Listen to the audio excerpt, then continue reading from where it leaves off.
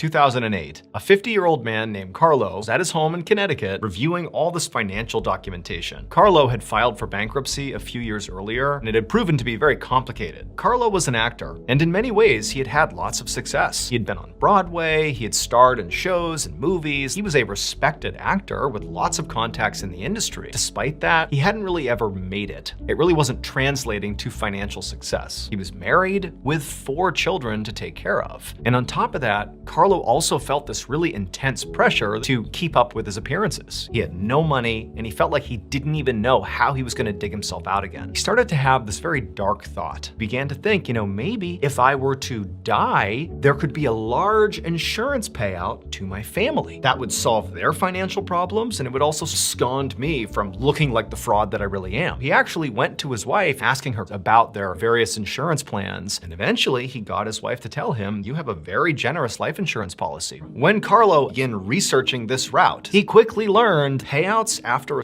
on these life insurance plans are very complicated because insurance companies do not want people taking their own life in order to get these payouts. And so Carlo's thinking, I can't take my own life. I'll start picking up really dangerous hobbies. And he's like, I could hire a hitman. The more he thought about it, the more that too seemed highly suspicious. Several months go by and Carlo is still alive. And so Carlo was doing really the only thing he knew he could do, which is just to get out there and audition for various acting opportunities as he possibly could. In late 2008, Carlo got an interesting call from his agent. Carlo's agent quickly explained this role didn't really pay much, but you'd be able to be a part of a very big show, and maybe it lends itself to you getting other work. He received the script, and he quickly realized that this role actually might be more perfect for me than even the producers and directors might realize. This role was for this particular character on the show who sort of hides in plain sight. They're this huge influential character in one way. To the eye of the audience, they sort of look like a nobody. And Carlo very much felt like he was sort of hiding in plain sight. He takes this role, and Carlo does such a world-class job that the director and all these people are like, oh my goodness, Carlo is incredible. We gotta find a way to expand this character. Quickly began writing in additional scenes into this big-time show for Carlo's character because Carlo was so good at portraying that character. And as this character's role grew in the show, the audience was like, wow, we love that character. The character became a staple, and it ultimately completely changed Carlo's life. Carlo would get paid millions and millions of dollars and would be nominated for multiple Emmy Awards. You might know Carlo by his full name, which was Giancarlo Esposito. But if that name doesn't ring a bell, you very likely do know him from the role that he portrayed on this show. He was Gus Fring, the chicken shop kingpin from Breaking Bad.